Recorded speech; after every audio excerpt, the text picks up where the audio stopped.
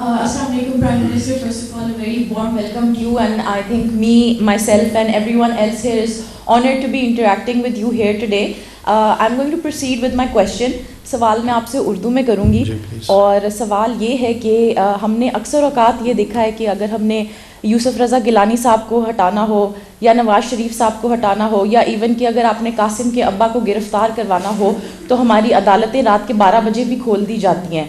لیکن جب بھی کوئی زینب مرڈر کیس یا موٹر وے گینگ ریپ کیس یا اس طرح کا کوئی بھی کیس ہوتا ہے تو ہماری عدالتیں بند رہتی ہیں. نور مقدم کیس پہ ہم نے یہ دیکھا کہ ہماری عدالت کھولی ہوئی. My question to you is, isn't justice denied, justice late, justice denied? That's my only question. Thank you for asking in Urdu.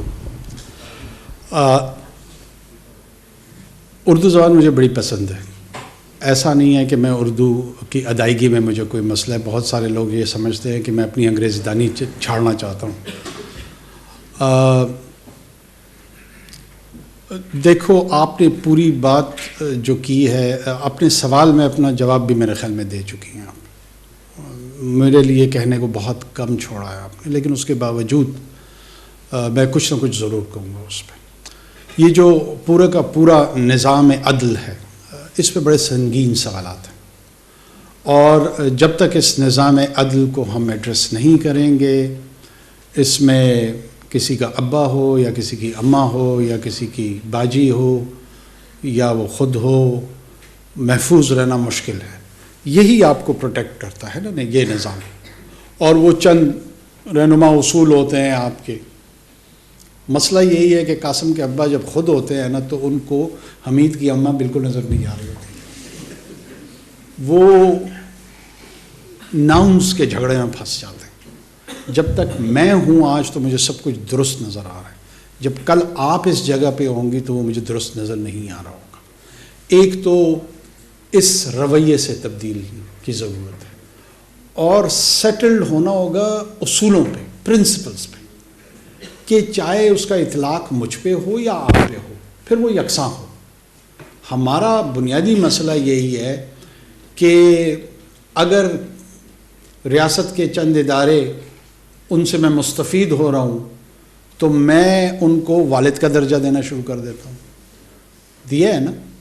جب مستفید نہیں ہو رہا ہوتا ہوں تو پھر شاید سوتیلا باپ بنا لیتا ہوں.